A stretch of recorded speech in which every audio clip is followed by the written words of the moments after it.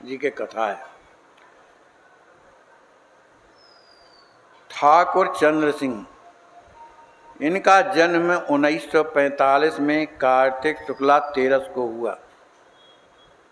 ये बीकानेर के राज्य के संस्थापक राव बीकाजी राठौर के छोटे राव बींदा जी के वंशधर और बींदा बाटी क्षेत्र के कड़वारी ग्राम तामी जी के ठिकाने के शासक, माने ये राजा थे, इनके पिताजी शासक थे। लेकिन जब चंद्र सिंह जब 5 वर्ष के हुए तभी इनके जब पिताजी का देहांत हो गया। अब जब देहांत हो गया तो जो बीकानेर की सरकार थी तो इन्हें माने शिक्षा देने के लिए इन्होंने एक प्रकार का गोद ले लिया कि इन्हें हम पढ़ाएंगे, सरकार ने, बीकानेर वाले ने। तभी इन्होंने स्कूलों में जा कर के अनेक प्रकार की ख्याति प्राप्त की। और वहाँ बीकानेर के जो महाराज थे गंगा सिंह जी, इन्हें होनहार जान करके सर्वोच्च शिक्षा उन्होंने माने उच्च स्कूल में पढ़ाया। कहाँ? अजमेर में। अब ये पढ़ने में तो बड़े होशियार थे। कॉलेज में जब ये जा कर के पढ़ते हैं तो इनकी बहुमुखी प्रतिभा को देख करके सहपाठियों ने इन्हें अपना कप्तान बना लिया। फिर इसके बाद ये शरीर से भी बड़े हष्ट-पुष्ट थे, तो व्यायाम भी करते थे, खेल कूद भी करते थे और बड़ी बड़ी टीमों में हॉकी भी खेलते थे और सब में ये फर्स्ट आते थे। गोला फेंकने, जो गोला होता है उसको फेंकने के लिए इन्होंने वर्ल्ड माने रिकॉर्ड स्थापित किया, माने 49 फीट गोला आगे फेंका। इस तरह से उन्होंने हासिल किया। इसके बाद उन्होंने कॉलेज छोड़ने के बाद इनका मन लगता नहीं था। पूर्व जन्म के संस्कार होते हैं। आज जो हम भजन करते हैं, जब अगला जन्म होगा तो ये भजन जहाँ तक छूटा है उसके आगे का भजन होगा, क्योंकि वो संस्कार में है। तो इनका मन नहीं लगता था, लेकिन किसी तरह से इनका विवाह किया है महाराज ने। विवाह भी हो गया। अब विवाह के बाद जो महाराज गंगा सिंह थे जिन्होंने पढ़ाया इनको, तो उन्होंने अपना गृह सचिव बना दिया। गृह सचिव बनाने के बाद 3 वर्ष के बाद ये assistant controller of house hold, कोई पदवी कहलाती है, उनमें इन्होंने भेज दिया महाराज ने। उन्हें सरकारी नौकरी थी ये, लेकिन इनका मन नहीं लगता था सरकारी कोई भी नौकरी करने। अब इसके बाद उन्होंने वहाँ से सरकारी नौकरी छोड़ दी। सरकारी नौकरी छोड़ने के बाद लोग तो ये जानते थे कि ये बालक जो है बड़ा साहसी है, पराक्रमी है और इसकी बुद्धि बड़ी प्रखर है, सब कुछ है। लेकिन ये भजन जो करते थे बड़ी गोपनीयता से करते थे, कोई जाने ना भजन करते थे। तो इस तरह का भजन कोई जानता नहीं था। लेकिन भक्ति का प्रभाव ही एक ऐसा होता है, गोपनीय भजन है ना। जोग जुगुत तप मंत्र प्रभाव, फले जबे जब करे दुराऊ। जो जितना छिप कर के भजन करता है उसका भजन उतना ही बढ़ता है, और जो दिखावा करके भजन करता है उसमें कुछ नहीं होता। तो वो हृदय से भजन जब करते थे एकांत में, तो उनके हृदय में भक्ति का उमाड़ आ गया। अब उनको लगने लगा कि मैं क्या करूं, कहाँ जाऊं। इस तरह का उनके हृदय में संकल्प होने लगा। उन्हें अंदर से प्रेरणा मिलती थी कि तुम कोई गुरु अपनाओ, किसी गुरु के शरणागत हो जाओ, तब आगे बढ़ोगे। तो इस तरह से उनके जीवन में जब ये बात चल रही थी, तो रात्रि के स्वप्न में एक साधु उनके जीवन में दर्शन देते हैं रात्रि में, और कहते हैं कि कल तुम्हारे पास एक महात्मा आएगा, वो तुम्हें भजन के बारे में बताएगा, इसलिए उसकी बात को सुनना। जब दूसरा दिन हुआ तो एक सीकर जिले के ग्राम के एक गोपाल सिंह थे जो साधु थे। उनके साथ में एक उनके जो पुत्र थे, माने गोपाल सिंह के उनके जो पुत्र थे वो साधु हो गए थे। उनका नाम था किशन सिंह।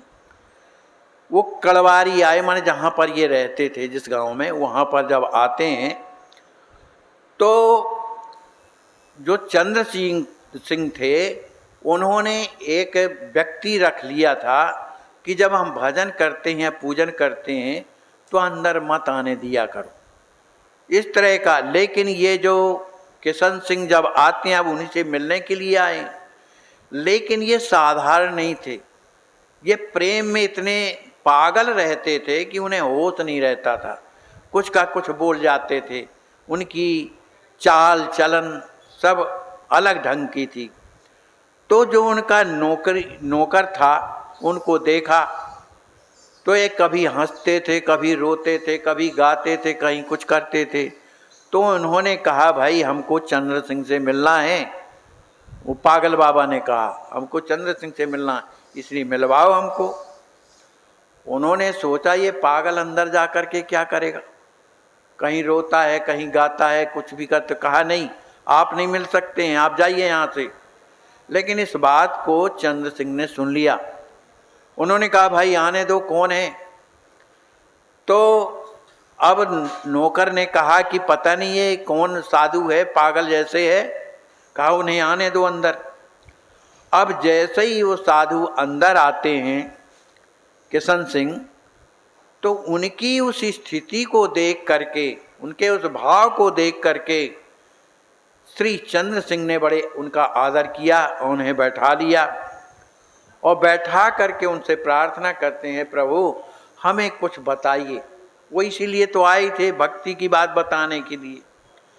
अब उनके ऐसा प्रार्थना करने पर उन्होंने भागवत के हजारों श्लोक सुनाए जो भक्ति परक थे। वो पागल भक्ति परक जो श्लोक थे वो सुनाए और उन्होंने शिक्षा दिया कि भगवान जो है उसी से प्रेम करते हैं जो समर्पित हो जाते हैं, जो भगवान के हो जाते हैं, उन पर भगवान की कृपा होती है। उनकी इस वाणी को सुनकर के चंद्र सिंह बड़े प्रभावित होते हैं और चरण पकड़ लेते हैं, कहते हैं, प्रभु हमको आप दीक्षा दे दीजिए। लेकिन उन्होंने कहा, नहीं, मैं दीक्षा नहीं दे सकता हूँ। आप एक काम करो कि चरणदास जी महाराज का एक ग्रंथ है जिसका नाम है भक्ति सागर, उसका पाठ किया करो। जब दूसरी बार जब आऊँगा तब फिर और बताऊँगा। अब ये पढ़ने में लग गए। संतवाणी थी, रात में उन्हें आदेश हुआ था कि जो साधु बताएगा वो तुम करना। अब ये भक्ति सागर पढ़ने लगे। जब वे दोबारा आते हैं तो फिर चंद्र सिंह जी ने पुनः चरण पकड़ के कहा, प्रभु अब तो दीक्षा दे दीजिए। तब उन्होंने कहा, भाई देखो, हम दीक्षा तुम्हें नहीं दे सकते, लेकिन चरणदास जी महाराज की परंपरा जो है उसमें हम तुम्हें जोड़े देते हैं। तो उन्होंने कहा, तुम यहाँ से दिल्ली जाओ और दिल्ली में जो चरण सिंह जी महाराज हैं उनके एक शिष्य हैं जिनका नाम है श्यामदास जी, उनसे दीक्षा ले लो, और बहुत अच्छे संत हैं। ऐसा कह करके वो संत चले गए। अब चंद्र सिंह तो तत्काल वहाँ से दिल्ली के लिए रवाना होते हैं और वहाँ पहुँचते हैं जहाँ श्याम दास जी महाराज विराजे हुए थे। उनके चरणों में प्रणाम करते हैं और प्रणाम करने के बाद समस्त बातें बताते हैं। उनकी वो स्थिति को देख करके कि ये योग्य शिष्य है, होनहार शिष्य है, इस स्थिति को देख करके उन्होंने दीक्षा दे दिया। अब जब दीक्षा दे दिया तो दीक्षा के बाद उन्होंने कहा कि बेटा तुम एक काम करो, जहाँ तुम्हारा तीर्थों में मन लगे तीर्थाटन करो। उनकी आज्ञा को मान करके ये तीर्थ यात्रा करने लगे। अब ये स्वयं सब जगह जा करके संतों से महात्माओं से मिलते हैं, उनका दर्शन करते हैं। अब इनकी ख्याति चारों ओर फैलने लगी कि जो बालक एक समय पर जो है बड़ा होनहार था वो तो साधु बन गया है। पता नहीं किसके बहकावे में आ गया है, साधु बन करके, और बैराग्य दीक्षा ली थी, साधु बन गया है। अब उनको देखने के लिए, वो राजा के राजकुमार तो थे, कोई दूसरे थोड़ी थे, बड़े सुंदर थे। अब सभी कोई उनके पास आने लगे। अब उन्होंने सब तीर्थों का दर्शन करने के बाद जब लौट करके आते हैं जहाँ रहते थे, तो उन्होंने एक बोर्ड बनवाया और उस बोर्ड में पूरी दिनचर्या लिख दिया कि कितने बजे से क्या बजे तक क्या होगा। तो उन्होंने बोर्ड में लिखा कि 3:30 बजे से 7 बजे तक, माने 3:30 बजे रात से और 7 बजे तक भगवान का कीर्तन होगा, और 7 से 10 बजे तक राधा कृष्ण के विग्रह की सेवा पूजा जो भी है वो करेंगे। फिर 10:30 से 10 से 10:30 तक हारमोनियम पर भगवान का कीर्तन करते थे, और फिर 10:30 से 11 बजे तक प्रसाद पाते थे। फिर 11 बजे से 12 बजे तक भगवान का नाम स्मरण करते थे। 12 से 3:30 बजे तक कहीं गीता, कहीं भक्ति सागर, कहीं ग्रंथों का पाठ करते थे। फिर 3:30 से 6:30 तक भगवान नाम स्मरण करते थे, और फिर 6:30 से 9:30 तक प्रसाद मानी रात्रि में प्रसाद पाते थे, और 9:30 बजे सो जाते थे, जैसे महाराज हमारे सो जाते हैं। 9:30 बजे सो जाते थे और 3:30 बजे जग जाते थे, और यही क्रिया हमारे महाराज की भी है, 9:30 बजे के पहले सोना और 3:30 बजे उठना, इस तरह की शयन क्रिया थी। लेकिन में खास विशेषता ये थी कि जो 3:30 से 7 तक जो कार्यक्रम माने कीर्तन का कार्यक्रम था, तो इसमें ये क्या करते थे, अकेले कीर्तन करते थे। लेकिन जो 10 से 10:30 बजे का जो कीर्तन होता था, उसमें लोग आया करते थे, ढोलक मास्टर, झांझ बजाने वाले, कीर्तन करने वाले, ये सब आते थे और सब कीर्तन करते थे।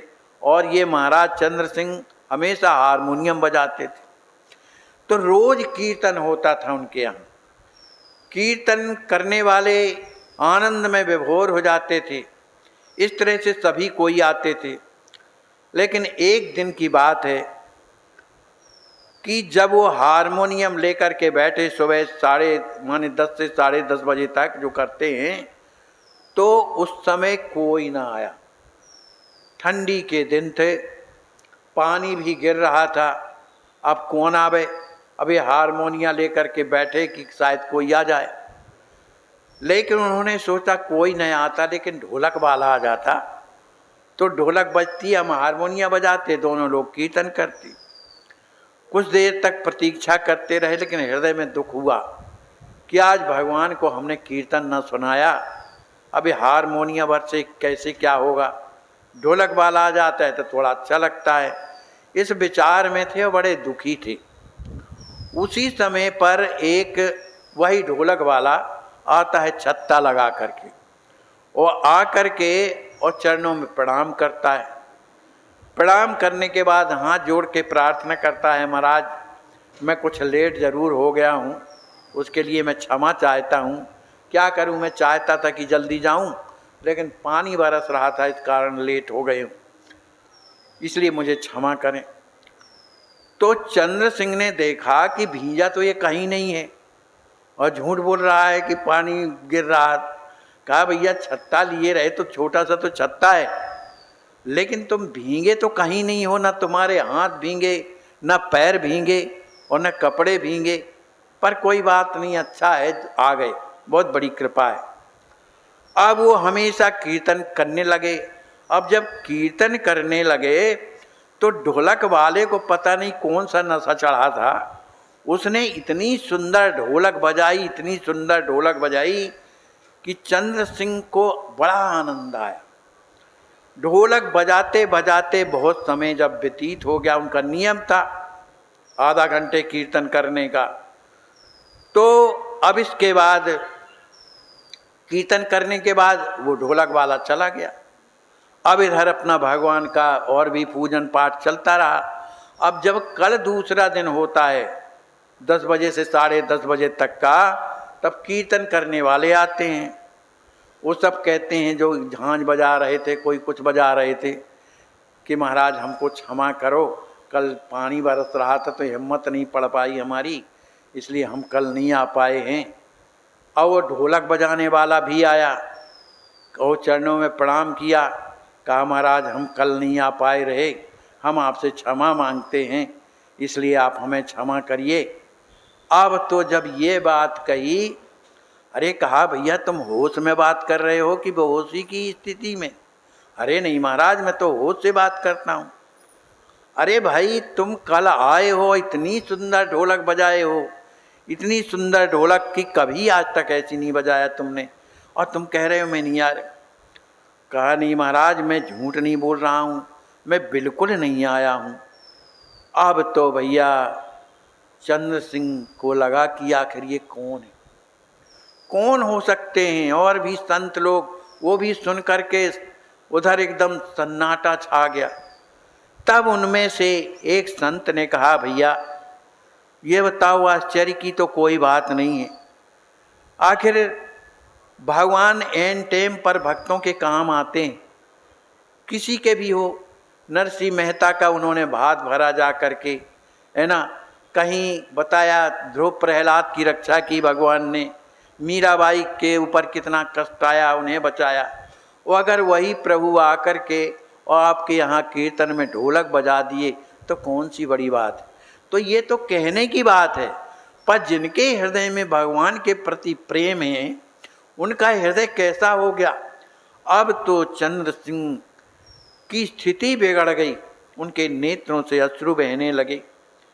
अब वो कुछ नहीं कह पा रहे थे, वो हृदय से रो रहे थे कि प्रभु आपने कितनी मेहनत किया और मैं आपसे बात नहीं कर पाया। रो रहे थे, हृदय उनका दुखी हो रहा था। ठीक उसी समय पर उनके हृदय में वही जो ढोलक बजाने वाली छवि भगवान की थी, वही हृदय में आकर के और विराज गई। जब विराज गई तब उन्हें बड़ी प्रसन्नता हुई कि चलो अच्छा हुआ, कम से कम मेरे हृदय में तो प्रभु आ गए। अब हाथ जोड़ के बार बार प्रार्थना करते हैं, प्रभु आपने कितनी बड़ी कृपा किया, आपने इतनी ढोलक बजाई, आपके हाथों को पीड़ा हुई होगी। इस तरह से बड़े दुखी होते हैं। इस तरह से अब उनके हृदय में तो भगवान रहने लगे। अब उनका जीवन एकदम से बदल गया। अब उन्हें किसी के साथ में अच्छा नहीं लगता था। कीर्तन करते थे, अब जो पूजा करते थे, पाठ करते थे, कहीं कुछ भी करते थे, कहीं शास्त्र पढ़ते थे, अब वो सब छूट गया। उन्हें कुछ होश ही नहीं रहता है, कब क्या करना है क्या नहीं करना। निरंतर भगवान जब हृदय में रहने लगे तो वो झांकी का दर्शन कर करके वो पागल बने रहते थे, उन्हें होश नहीं रहता था। कभी कभी गदगद कंठ से भाव विभोर हो करके रोने लगते थे। उन्हीं की झांकी का दर्शन करके समुद्र जैसे वो डूबते उतराते रहते थे। इस तरह से उनका जीवन भगवान के कीर्तन में व्यतीत हुआ। उनका जीवन में जितने पूजा पाठ से सब छूट गए, केवल उनके जीवन में एक चीज रह गई कि उनके लिए रोना। रात दिन रोते रहते थे, जब देखो रोते रहते थे। किसी तरह से उनका जीवन भगवान के लिए बेचैन रहता था।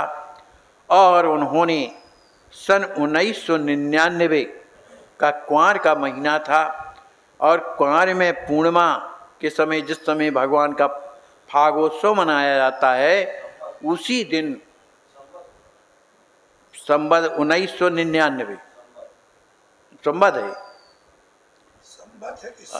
अच्छा संबत है, अच्छा। तो उसी दिन पूर्णिमा के दिन उन्होंने ये संसार में यह लीला समाप्त की। तो कहने का भाव ये है कि जिनका मन कीर्तन में लगता है, कथा में लगता है, इन्हीं के द्वारा भगवान की कृपा होती है ना। और जिनका इन्हीं में मन नहीं लगता तो कैसे क्या होगा। और उसका कारण है ना, अभी हमारा मन संसार में। और जब भगवान में हम कहते हैं एक क्षण के लिए जब लग जाता है तो कितनी बेचैनी हृदय में आती है, कितना सुख मिलता है। और जब रात दिन भगवान हृदय में रहने लगते हैं उसकी स्थिति क्या होगी ये तो भक्त ही जानता है। बोलिए श्री सीताराम जी महाराज की जय।